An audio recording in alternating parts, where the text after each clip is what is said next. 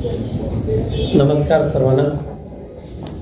आज शिवालयातील या पत्रकार परिषदेला मुंबईच्या महापौर किशोरीताई पेडणेकर, शिवसेना पक्षाचे विधानसभेचे प्रतोद सुनील प्रभू, शिवसेनेचे आमदार वैभव नाईक, शिवसेनेचे संपर्क प्रमुख अरुणभाई दुधवडकर, शिवसेना नगरसेवक अरविंद भोसले हे उपस्थित झालेले आहेत। काल शिवसेना भवनवर शिवसेना नेते माननीय संजय राऊत साहेबांची पत्रकार परिषद झाली आणि त्या पत्रकार परिषदेमधून जे बाण सुटले त्यामुळे साहजिकच आहे, काही जण घायल झालेले आहेत, काही जण विवळत आहेत आणि त्यामुळेच आज काही जणांनी पत्रकार परिषद घेऊन आरोप खोडण्याचा प्रयत्न केला। नारायण राणे यांनी सुद्धा त्याच पद्धतीने आज पत्रकार परिषद घेतली। केंद्रीय मंत्री आहेत ते सूक्ष्म खात्याचे, परंतु त्यांना मी सांगू इच्छितो प्रथमतः की माननीय संजय राऊत हे शिवसेनेचे नेते आहेत। स्वर्गीय बाळासाहेब ठाकरे यांनी आपल्या हयातीमध्ये ज्यांना नेते केलं त्याच्यामध्ये संजय राऊत साहेब हे नेते झालेले आहेत। नारायण राणेंना बाळासाहेबांनी नेता ही उपाधी कधी दिलं नाही, कारण बाळासाहेबांना माहिती होतं की हा माणूस सत्ता पिपासू आहे, स्वार्थी आहे आणि त्यामुळेच जरी नारायण राणेने वयाच्या म्हणजे 26 वर्ष आम्ही शिवसेनेत घालवली असं जरी बोललं तरी नारायण राणेंना शिवसेना प्रमुख बाळासाहेबांनी नेता केला नाही। याच्यातूनच त्यांची काय नेमकी लायकी आहे हे दिसून आलेलं आहे। उलट संजय राऊत आज सामनाचे संपादक आहेत, खासदार आहेत, पण त्याचबरोबर ते आमचे आदरणीय नेते आहेत आणि त्यामुळेच उघडपणे त्यांच्यावर ज्या पद्धतीने ईडीच्या माध्यमातून त्यांना त्रास देण्याचा प्रयत्न केला, वेगवेगळ्या पद्धतीचे आरोप करण्याचा प्रयत्न केला, संजय राऊत हे खऱ्या अर्थाने निधड्या छातीचे शिवसैनिक असल्यामुळे त्यांनी जाहीरपणे शिवसेना भवनमध्ये सर्वांच्या उपस्थितीमध्ये पत्रकार परिषद घेतली आणि मग ईडी असेल किंवा इतर केंद्राच्या एजन्सी असेल त्याविरुद्ध त्यांनी उघडपणे बोलण्याचं धाडस केलं। त्याच्या उलट नारायण राणेंच्या पाठीमागे ज्या वेळेला ईडी लागली त्यावेळेला नारायण राणे आणि त्यांचे चिरंजीव हे गपचूप पाठीमागच्या दाराने सरळ दिल्लीला गेले आणि चोर वाटेने दिल्लीच्या भाजपाच्या वरिष्ठ नेत्यांना शरणागती पत्करली, त्यांच्यासमोर लोटांगण घातलं आणि स्वार्थीपणाने केवळ आपली ईडीतून सुटका व्हावी, ईडीपासून बचाव व्हावा म्हणून नारायण राणेंसारख्या या संधी स्वार्थी माणसाने भाजपामध्ये प्रवेश केला, शिवसेनेची बेईमानी केली, काँग्रेसची बेईमानी केली, स्वतः निर्माण केलेल्या पक्षाची सुद्धा बेईमानी केली, असं खऱ्या अर्थाने लोकशाहीतलं एकमेव उदाहरण असेल ते। आणि त्यामुळे आज नारायण राणे त्यांना जो काय कंठ फुटलाय भाजपा प्रेमाचा, मोदी प्रेमाचा, अमित शहा यांच्यावरच्या प्रेमाचा, हा कंठ किती बेगडी आहे किंबहुना मराठीमध्ये जसं एक म्हण आहे की बाडगात जास्त कोडगा असतो, त्याप्रमाणे आज नारायण राणेंनी संजय राऊत साहेबांच्या विरुद्ध म्हणा किंवा महाविकास आघाडीच्या सरकारच्या विरुद्ध म्हणा जे काय आक्रस्ताळेपणा जो करायचा होता तो केला। परंतु नारायण राणेने एक लक्षात घेतलं पाहिजे की महाराष्ट्राचं मुख्यमंत्रीपद माननीय उद्धवजी ठाकरे भूषवत असताना कोरोनाचा कार्यकाल दुर्दैवाने 2 वर्ष, हे 3रं वर्ष सुरू आहे, तरी सुद्धा संपूर्ण देशवासियांनी सर्वात आदर्श मुख्यमंत्री म्हणून ज्या 5 मुख्यमंत्र्यांची निवड केली त्याच्यामध्ये माननीय मुख्यमंत्री उद्धवजी ठाकरे यांचा सातत्याने 2 वर्ष त्यांना नामांकन मिळालेलं आहे। तुमच्या भाजपाच्या एकाही मुख्यमंत्र्याचा त्याच्यामध्ये समावेश नाही। त्यामुळे हे केलेली कामं किंबहुना उद्धवजी ठाकरे साहेबांचा मुख्यमंत्री म्हणून, यशस्वी मुख्यमंत्री म्हणून होत असलेला उदो हे नारायण राणे यांना पाहत नसल्यामुळेच आजचा त्यांचा आक्रस्ताळेपणा झालेला आहे पत्रकार परिषदेमध्ये. पण आज नारायण राणेंना तो कंठ फुटलेला आहे. त्याचा आम्ही आता इथे दुसऱ्या चरणामध्ये भांडाफोड करणार आहोत. काल संजय राऊत साहेबांनी पत्रकार परिषद घेतली. किरीट सोमय्या हे खऱ्या अर्थाने भ्रष्टाचाराच्या विरोधात लढणारे नेते आहेत असा आत्ताच्या पत्रकार परिषदेमध्ये त्यांनी उल्लेख केलेला आहे. आणि त्याच सन्माननीय किरीट सोमय्या यांनी आदरणीय नारायण राणेंच्या विरोधात काही महिन्यापूर्वी जो आरोपाची एक सिरियल चालवली होती आणि अनेक भ्रष्टाचाराचे आरोप नारायण राणे यांच्यावर कसे आहेत हे ज्या वेळेला सांगितलं होतं त्यावेळेला त्यांनी असं सांगितलं होतं की नारायण राणे यांच्या पत्नीच्या नावे असलेलं कणकवली येथील नीलम हॉटेल प्रायव्हेट लिमिटेड याच्यामध्ये झालेली अनियमितपणा, याच्यामध्ये इतर म्हणजे गँगस्टर असतील किंवा म्हणा मनी लॉन्ड्रिंगच्या माध्यमातून झालेली गुंतवणूक असेल याचा त्यांनी उल्लेख केला होता. मायनिंगच्या मध्ये नारायण राणे यांचा खूप मोठा हातभार आहे याबाबत त्यांनी गंभीर आरोप केले होते. किमान किरीट सोमय्यांनी नारायण राणे यांच्यावर 100 बोगस कंपन्या निर्माण केल्याचा आरोप केला होता. त्या किरीट सोमय्यांनी जे आरोप केले होते ते आता तुमच्या समोर आम्ही सादर करीत आहोत.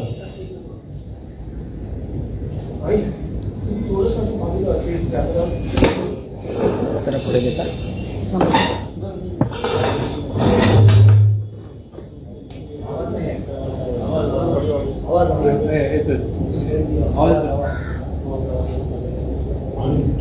पद्धतीने रिअल एस्टेट पाठवून वेगळ्या वेगळ्या माइंड आणि ह्याच्यात त्यांचा जो ग्राफ आहे मला असं वाटतं की चौकशी करायची गरज आहे की नीलम हॉटेल प्रायव्हेट लिमिटेड त्यात 53 कोटी रुपये अनसिक्युअर्ड लोन झाले. कोणी लोन दिले, कशाला दिले, कशा पद्धतीने दिले, तर त्यांच्या कंपन्या डझन्स कंपन्या असेल, त्यांची मुलं, पत्नी, परिवार, त्यानंतर त्यांनी जे आर्थिक व्यवहार केलेले आहेत त्या कंपन्या, त्या कंपन्यांची व्यवहार केले त्यांच्या कंपन्या ही त्यांच्या संपर्कात वर जाणार. अजून त्याच्या संबंधी खोलमध्ये डिपार्टमेंटमध्ये जात आहे म्हणून काही दिवस थांबावं लागणार. माननीय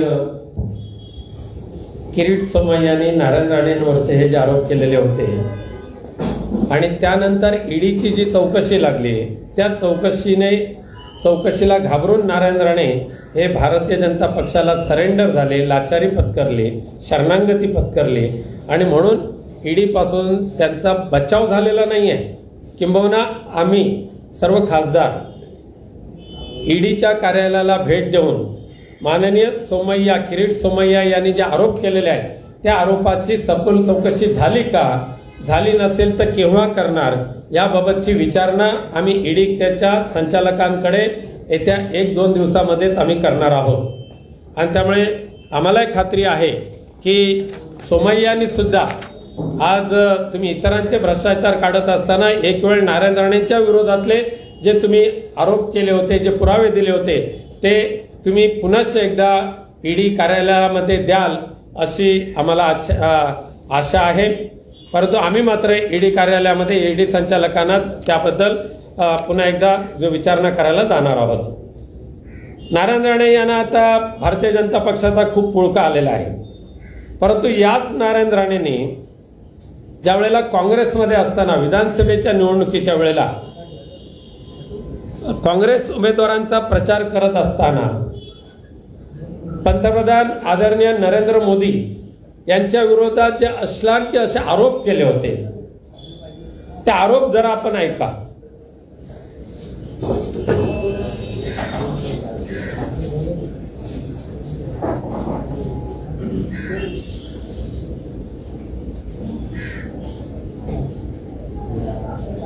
नरेंद्र मोदी हे एनडीएचे खोटारडे उमेदवार असल्याची टीका उद्योग मंत्री नारायण राणे यांनी केली. सागर मेघे यांच्या प्रचार सभेत ते बोलत होते.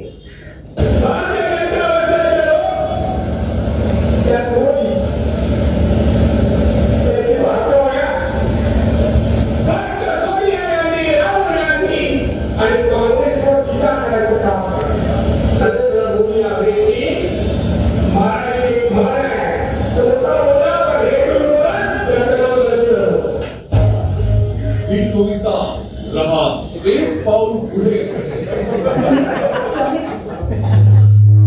त्यानंतर विधान परिषदेमध्ये सुद्धा केलेले आरोप आत्ता आम्ही सांगत नाही, टप्प्याटप्प्याने तुमच्या समोर ते आणू. परंतु नितेश राणे भाजपाचे आमदार यांनी सोमय्यांच्या बाबत सुद्धा जे आरोप केले होते आणि सोमय्या कसे मराठी द्वेष्ट आहेत आणि ही मुंबई सोमय्या आणि भाजपाचे दुसरे एक बिल्डर नेते लोढा हे कसे लुबाडतायत मुंबईवासियांना, त्याचं नितेश राणे यांनी जे विश्लेषण केलं होतं ते सुद्धा जरा आपण ऐकलं तर बरं होईल.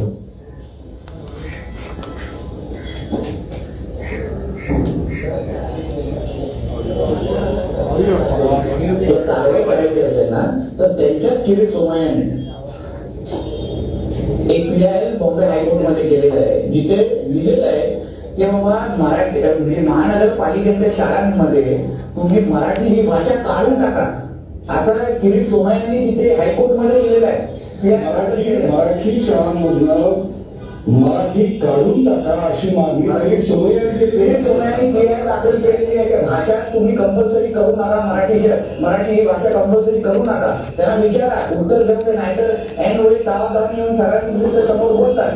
अजून एक तुमची मागणी आहे की मराठी कंपल्सरी असली पाहिजे. कंपल्सरी तावातावानी बोलतात ना, त्यांच्या आता जे साऊथ मुंबई दक्षिण मुंबईचे जे आमदार आहेत लोढा, त्यांनी अजून एक त्यांच्याकडून PIL दाखल केली गेली की साऊथ मुंबई दक्षिण मुंबई हा व्हेजिटेरियन झोन म्हणून जाहीर करावा, असे PIL त्यांनी कोर्टामध्ये दाखल केली, ती डिसमिस केली गेली. म्हणजे ह्या सगळ्या गोष्टी चालतात. मी कुठे कोर्टामध्ये गेलो आहे का, मी काय वेगळा विषय केला आहे का, नाही, पण हे सगळे विषय त्या बीजेपीला चालतात. मग त्यांच्या नेत्यांना सांगा, त्यांना जाऊन वोट उचला ना त्यांच्यावर, माझ्यावर नीट कचरा भेटतो त्यांना. आणि अगर मोबाईल सुटत असतील किंवा मुंबईमध्ये फिरत असतील तर मला पण मग अधिकार आहे, त्यांच्यावर पहिला कारवाई करा, मग नितेश राणेबद्दल विचार करा आणि हिंमत करा. हा नितेश राणे यांचा इशारा समजायचा निश्चित पद्धतीने, कारण स्वतःचे सगळं दाखवायचं आणि दुसऱ्यावर बोट टाकवायचं असं थोडी आम्ही चालून जाणार. तर तुम्हाला कारवाई करायची हिंमत असेल तर तुमच्या लोकांवर करा. कोणी हिंमत दिली किरीट सोमय्यांना, कोण का थांबवलं नाही लोढांना? एवढं आशिष शेलार माझ्या विरुद्ध येऊन सांगतात, बडबडतात, जाऊन सांगा ना लोढांना, काय मराठी विरुद्ध का बोलतात? स्वतः महाराष्ट्रीयन आहेत ना, मग तेव्हा सगळ्या गोष्टी चालतात. मला एक सांगा, त्या इशाऱ्याला काय अर्थ काय हो?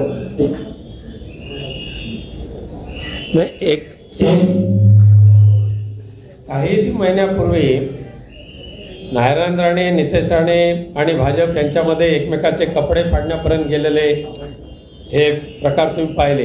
एक वेळ तर आज ह्या नितेश राणेने RSS वाल्यांची म्हणजे विटंबना अशी केली होती की म्हणून त्याचा एक चड्डीवाले, हाफ चड्डीवाले हे मराठा समाजाला कधी आरक्षणच देणार नाहीत, अशा पद्धतीने RSSची विटंबना नितेश राणे यांनी केली होती.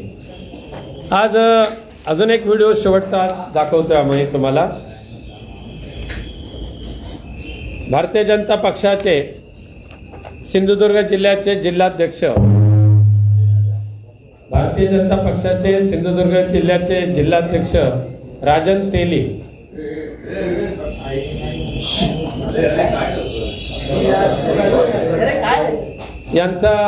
यांचे चिरंजीव प्रथमेश तेली एकदा कोकण रेल्वेने सिंधुदुर्गकडे कणकवलीकडे चालले होते आणि दादरच्या रेल्वे स्थानकामध्ये ते आले होते.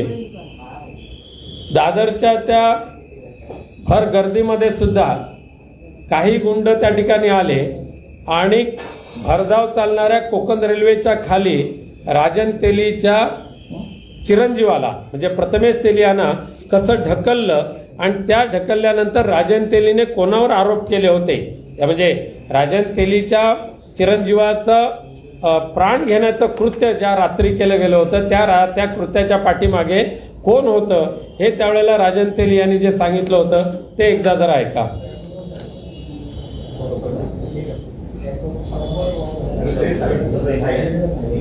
भाजपचे प्रदेश चिटणीस राजन तेली यांच्या मुलावर दादर रेल्वे स्टेशनमध्ये प्राणघातक हल्ला झालाय. हा हल्ला स्वाभिमानी समितीने केल्याचा आरोप राजन तेली यांनी झी 24 तासशी बोलताना केला. तर या हल्ल्याशी आपला काहीही संबंध नसल्याचं सांगत काँग्रेस उमेदवार नितेश राणे यांनी आरोप फेटाळून दादर स्टेशनच्या प्लॅटफॉर्म 5 वर कणकवलीला जाणाऱ्या कोकण कन्या एक्सप्रेसच्या A1 बोगीमध्ये ही धक्कादायक घटना घडली. प्रथमेश त्यांनी रेल्वेमध्ये चढत असताना 2 हल्लेखोरांनी त्यांना खाली खेचून लाथाबुक्क्यांनी बेदम मारहाण केली. हल्लेखोरांनी प्रथमेश यांना चालत्या रेल्वेखाली ढकलण्याचाही प्रयत्न केला, मात्र त्यांनी आरडाओरडा केल्यामुळे सुदैवाने घटनास्थळी गर्दी जमली आणि त्यांची सुटका झाली. मात्र या मारहाणीत प्रथमेशचा हात जायबंदी झालाय. 2 हल्लेखोरांपैकी एकाला पकडण्यात पोलिसांना यश आले तर दुसरा आरोपी फरार झालाय. अटकेत असलेल्या आरोपीचं नाव प्रवीण खरात असून तो चेंबूरचा रहिवासी आहे. मारहाणीची दृश्य सीसीटीव्ही कॅमेऱ्यात कैद झाली आहेत. राजकारणापासून अलिप्त असणाऱ्या आणि राजन तेलीचा व्यवसाय सांभाळणाऱ्या प्रथमेश्वरी या प्राणघातक हल्ल्यामुळे सिंधुदुर्गात खळबळ माजली. राजन तेली आणि नितेश राणेंनी झी 24 तासला काही वेळापूर्वी फोनवरून दिलेल्या या प्रतिक्रिया पाहूया. एका व्यक्तीला पकडलं आहे आणि दुसरी गोष्ट अशी आहे की त्यांनी जवळजवळ 4 नावं या ठिकाणी त्यांनी सांगितलेली आहेत आणि त्या सगळ्या नावांबरोबर त्या ठिकाणी पहिला जो आरोपी होता, जो मारहाण करत होता, त्यांनी नितेश राणे यांचं नाव घेतलेलं होतं किंवा त्यांनी आपल्याला सांगितलं आहे म्हणून आणि म्हणून संशयावरून त्यांचं पण नाव देण्यात आलेलं आहे.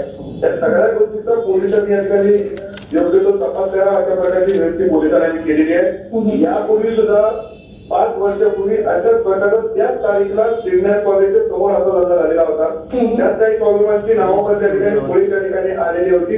त्याच्यात हात त्यांचाच त्या ठिकाणी होता. आम्ही अशी विनंती केलेली आहे पोलिसांना किंवा आता मी उद्या मुख्यमंत्र्यांना भेटा त्यांना विनंती करणार आहे की या सगळ्या घटनेची चौकशी या ठिकाणी आपण करावी. कारण प्रथमेश कुठल्या राजकारणामध्ये नाही आहे.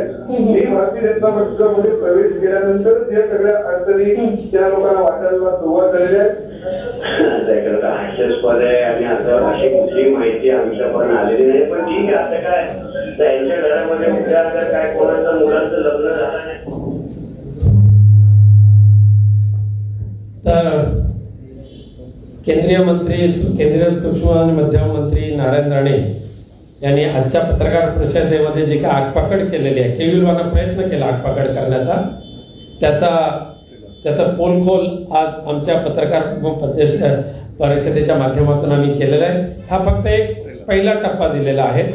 अजून नारायण राणेंचे असे बरेच टप्पे आहेत की ते पुढच्या वर्षभर आम्ही आपल्याला दर महिन्याला एक देऊ शकतो.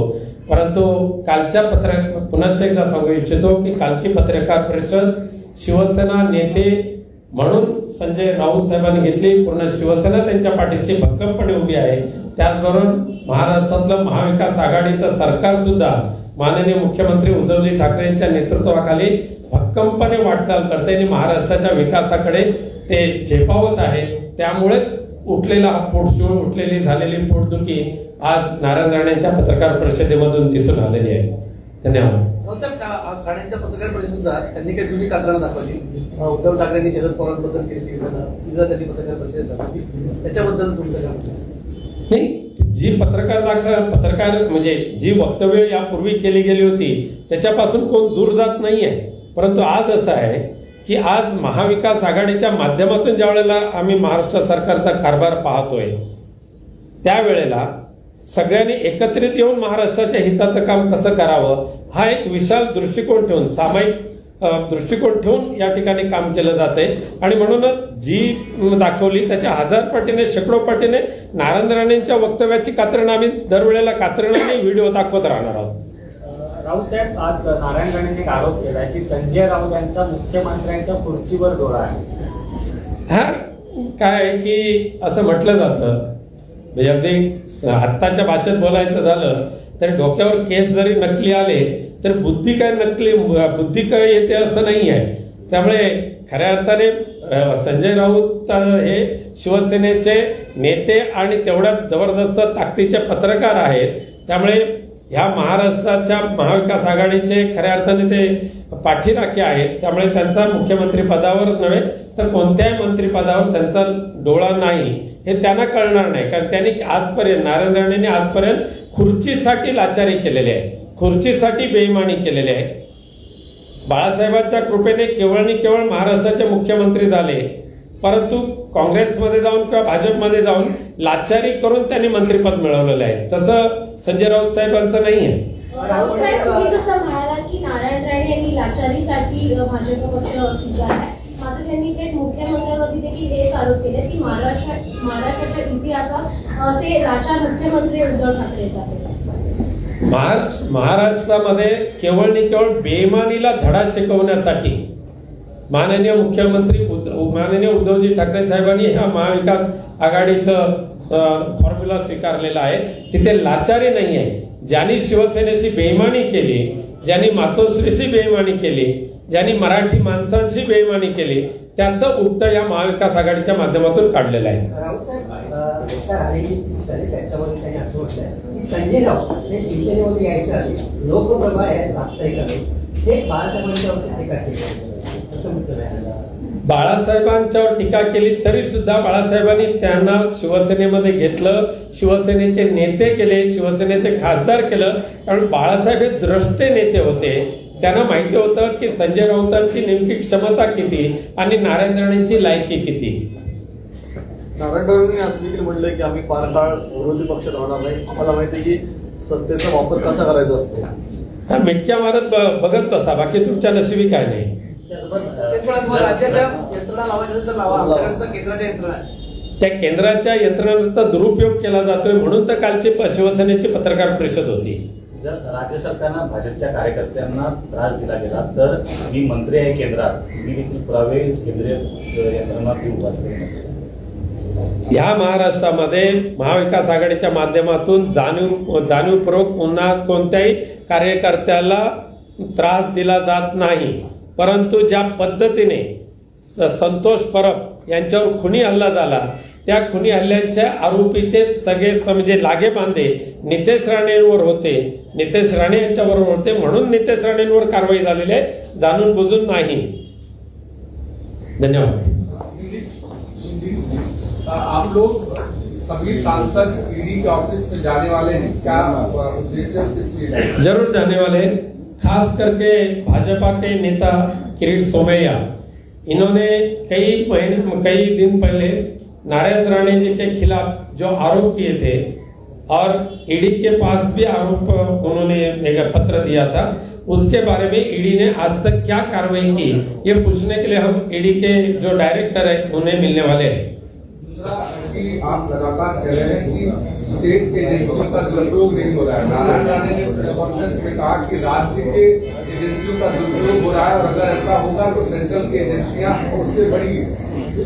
आज सेंट्रल की एजेंसी की जितनी दुरुपयोग महाराष्ट्र में और खास करके देश में जिस राज्य में भाजपा का शासन नहीं है उस राज्य में की जा रहे, इसके पहले आज तक कभी भी नहीं किया था. राज्य शासन की कोई एजेंसी है नहीं है, पुलिस प्रशासन यही राज्य शासन है, लेकिन केंद्रीय शासन ने अनेक योजना एजेंसी के माध्यम से कई जनों को कितनी परेशानी की आपके सामने है. कल प्रेस कॉन्फ्रेंस में राउत साहब ने ये कहा कि सारे डॉक्यूमेंट्स निकाल के उद्धव साहब को देंगे और राज्य की जो एजेंसियां हैं उस पर सारे इन्वेस्टिगेशन करें. यही बात कांग्रेस और एनसीपी ने भी आपके साथ मिलकर कही कि मुख्यमंत्री को इन सारे मामलों में जांच करवानी चाहिए. आपकी क्या राय? जरूर वैसे मांग हम लोग करने वाले, और राज्य शासन जो है महाराष्ट्र शासन उसकी गंभीरता से उनकी जांच करने की आवश्यकता है. लेकिन वो लोग कह रहे थे कि संजय राउत की नजर मुख्यमंत्री की कुर्सी पर है. ये बकवासगिरी है उनकी.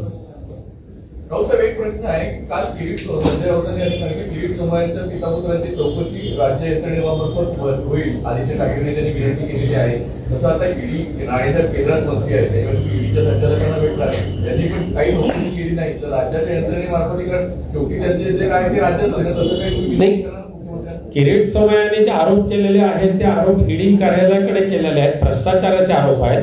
त्यामुळे ते ईडीनेच त्या आरोपाची चौकशी करायला पाहिजे. आम्ही वेळ पडली तर माननीय पंतप्रधानांना सुद्धा भेटू. राऊत साहेब, नारायण राणे आणखी एक म्हणाले, जर आमच्या जास्त मागे लागला तर आम्ही सर्व पुरावे देऊ, मग तुमची पडताळणी थोडी होईल. त्यांना कोणी थांबवलेलं नाही. धन्यवाद. एकनाथ शिंदे आरोप असतील त्याच्याबद्दल प्रश्न चिन्ह उपस्थित केला. माझ्या बिझनेस ऍडव्हायझरी कमिटीच्या मिटिंगला होते माझ्याकडे सुनील प्रभू, एकनाथ शिंदे आणि मी स्वतः आज बिझनेस ऍडव्हायझरी कमिटीची मिटिंग होती आणि त्या मिटिंगला उपस्थित राहणं आणि सत्ता पक्षाचं काम होतं आणि त्यामुळे एकनाथ शिंदे साहेब आणि मी स्वतः आणि अनिल परब आम्ही तिघेच्या बैठकीला उपस्थित होतो. असं बोलले. आणि खासदार श्रीकांत शिंदे त्या पत्रकार परिषदेमध्ये होते. चंद्रकांत पाटील बोलतात की एकनाथ शिंदे का अनुपस्थित होते. तेच सांगितलं आता. बिजनेस ऍडव्हायझरी कमिटीमध्ये चंद्रकांत पाटील नव्हते, त्यामुळे ते असं बोलतात. चला, धन्यवाद.